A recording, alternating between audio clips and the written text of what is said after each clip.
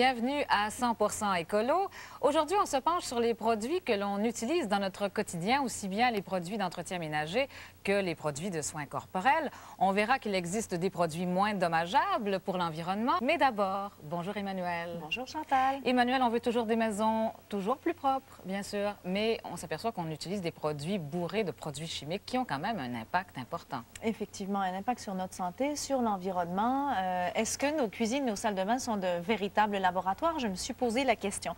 Mais sans virer fou, on peut se faire quand même un avis éclairé. Alors, je suis allée rencontrer des personnes qui nous donnent de bons conseils. On écoute. Les produits d'entretien que l'on utilise dans nos maisons ont un impact direct sur la qualité de l'air que nous respirons. Les produits d'entretien sont tous faits à base de produits chimiques. Et plus on en a dans la maison, plus ils vont s'intermélanger entre eux et créer un cocktail dont chacun a sa recette. C'est-à-dire que chaque maison peut avoir des contaminants chimiques importants. Et une façon de vérifier ça, c'est de regarder ce qu'on a sous notre armoire de l'évier de cuisine ou l'armoire de la salle de bain. D'éviter d'en avoir une trop grande quantité, les sélectionner, puis utiliser ceux qu'on a le besoin le plus souvent.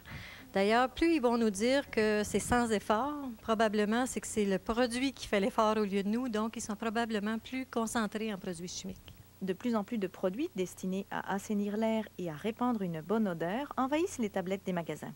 Ces produits-là ne règlent jamais un problème de qualité d'air. Ils vont masquer, ils vont même nous détourner des indices que le nez nous donnerait qu'il y a un problème de qualité d'air.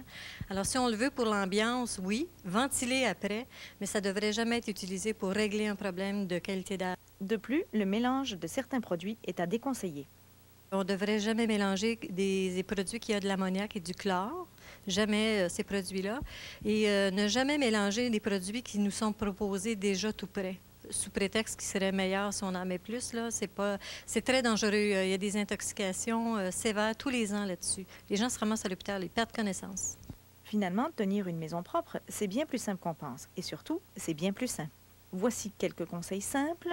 Il faut s'assurer qu'on en utilise le moins possible, ventiler après avoir fait l'entretien. Une maison qui sent l'eau de javel, ce n'est pas une bonne qualité de l'air, c'est un irritant pulmonaire.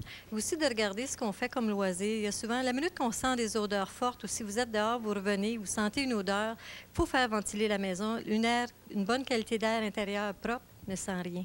Pour nous aider à faire des choix de produits plus éclairés, nous avons rencontré Marc Olivier, professeur de chimie environnementale. En principe, comme consommateur avisé, on devrait toujours se poser la question, on va toujours tourner le contenant, regarder sur l'étiquette quelles sont les mentions qui sont les mentions de type sécurité qui sont indiquées.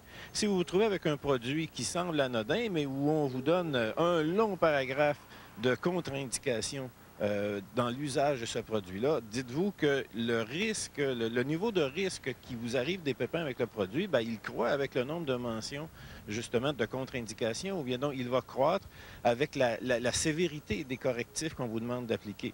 Monsieur Olivier s'interroge sur les raisons d'utiliser encore le fantastique, qui est décrit sur l'emballage comme un produit corrosif. Corrosif, alors si vous regardez le sigle qui est associé à ce produit, vous voyez, comme on dit, les os de la main. Ça veut tout simplement dire que c'est un produit qui est suffisamment puissant, qu'il va tuer les cellules, il va causer une nécrose, faire mourir donc les cellules. Alors, c'est un produit d'usage courant, pourtant c'est du fantastique, et si on regarde les instructions du fabricant, bien, il faudrait porter des gants, il faudrait porter des verres de sécurité pour manipuler ce produit. Les aérosols, en plus d'être explosifs, causent des dommages à l'environnement. Tous ces produits-là nous portent un sigle qui est un cycle d'explosion à l'extérieur. Donc, ça nous prévient déjà que ce contenant, on devra faire attention. On ne doit pas le perforer, on ne doit pas l'exposer à une chaleur qui est une chaleur intense. Il risque d'éclater et c'est en soi un déchet dangereux. Même si nous ne ressentons pas directement les effets de ces produits, pensons aux autres. Sur toute surface où on épand une matière dangereuse, même si on essuie par la suite, inévitablement, nous, on considère en science qu'il s'agit d'une surface contaminée et on la traite comme telle. Alors, qu'est-ce qu'on fait? Bien, c'est pas compliqué. On porte des sarraux, on se protège, on a des vêtements de protection. Est-ce que vous faites la même chose chez vous? Est-ce que lorsque vous envoyez vos enfants se promener sur une section du plancher de cuisine où vous venez de faire un essuyage, un nettoyage avec un produit qui est un corrosif, est-ce que vous lui mettez un vêtement de protection? est la question. Hein? Eh bien voilà, et paraît-il que les parfums aussi qu'on ajoute aux produits d'entretien peuvent avoir un impact sur notre santé. Oui, on l'a vu un petit peu dans le reportage. Il y a des produits qui sont à saveur d'orange, à odeur orange. Oui. Ce sont des parfums qui ont vraiment aussi un impact sur notre santé, qui peuvent créer finalement des dysfonctionnements hormonaux chez nous, chez les animaux qui habitent dans nos maisons. Alors ainsi, l'identité de plus de 100 substances potentiellement persistantes ou allergènes, donc, sont cachées sous le terme générique de parfum. Alors il faut s'en méfier. Enfin, un mot pour terminer, simplement sur les teintures pour les cheveux qu'on utilise. Si on l'utilise régulièrement, à long terme, il peut y avoir des incidences donc, et créer des allergies, des cancers de la vessie chez certaines personnes. Alors, il faut vraiment lire les étiquettes. Merci beaucoup, Emmanuelle. Bienvenue. Eh bien, André Fauteux, éditeur du magazine La Maison du 21e siècle, nous parlait récemment des produits d'entretien domestique en général, de leur impact sur la santé et nous proposait également des produits de remplacement. On l'écoute. André Fauteux, il n'y a pas que la colle de nos tapis qui soit toxique, il y a aussi tous les produits que l'on utilise quotidiennement dans nos maisons. Oui, certainement. Si on parle de l'extrême, c'est par exemple si on va mélanger de l'eau de Javel avec un autre produit, par exemple, qui va contenir de l'ammoniac. Alors là, on peut produire carrément des gaz de chlore qui sont toxiques et mortels à la limite. Mais c'est en général l'accumulation de faibles toxicités, tous les produits nettoyants dans les maisons, par exemple.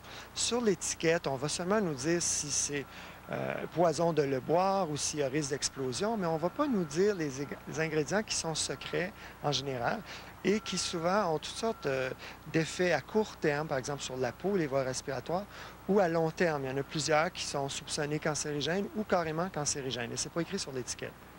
Donc là, on parle aussi bien de liquide tout usage, finalement, de produits tout usage, de javelisants. On parle aussi bien d'assouplisseurs. Ça en fait des produits, ça, que l'on utilise.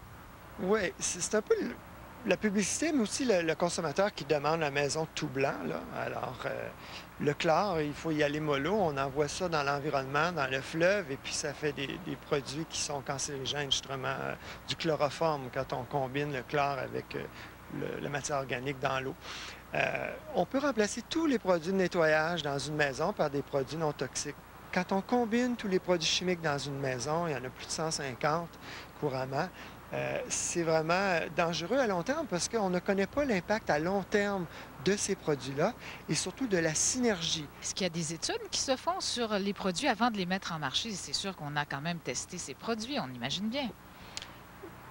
Il y en a, mais comme je vous dis, ils sont obligés de l'écrire sur l'étiquette si c'est vraiment dangereux. Bon, si on le boit, par exemple. Là, si vous risquez de mourir, ça va être écrit. Mais à part ça, non, il n'y a pas de restriction là-dessus. Vous avez un livre aussi à nous recommander? Oui, ça s'appelle le Safe Shopper's Bible, donc la Bible du consommateur prudent, sécuritaire. Ça a été écrit par le Dr Samuel Epstein, qui est un professeur de médecine à l'Université de Chicago. Alors, merci bien. Donc, on fait attention à nos produits domestiques. Merci, André Fauteux. Merci à vous. Saviez-vous que le savon à vaisselle liquide ou que le shampoing, ces produits si familiers qui sont en apparence inoffensifs, sont les principales causes d'intoxication et d'empoisonnement dans nos foyers? En effet, selon une étude américaine publiée en 1989, sur les 2900 produits chimiques utilisés dans la confection de produits de soins corporels, 884 d'entre eux sont toxiques. Alors, sachez lire les étiquettes sur les produits et préférez ceux qui sont fabriqués à base de produits naturels.